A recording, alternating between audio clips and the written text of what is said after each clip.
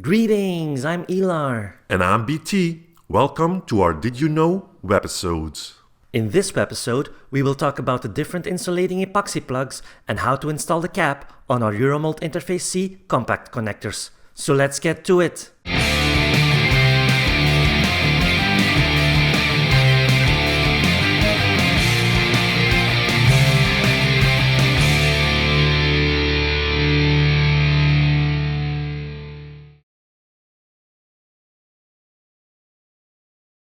When your maximum system voltage is 24 kV, you can use the B.Tee insulating epoxy plug without locking point during installation of the connector.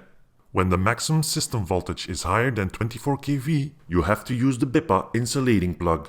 This epoxy plug has a metallic voltage detection point with a locking point on top that must be connected to the cap.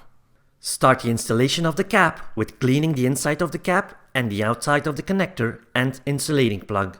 Place the nylon vent rod along the insulating plug to exhaust air during assembly of the cap. Then push the cap firmly over the connector and onto the insulating plug until it cannot advance any further. Only when you use the B.Tee insulating plug, you have to press the center of the cap onto the locking point until it snaps into place. Press the cap on all sides to make sure it is well positioned over the connector. The pulling tab of the cap needs to be positioned downwards. You can now remove the nylon vent rod.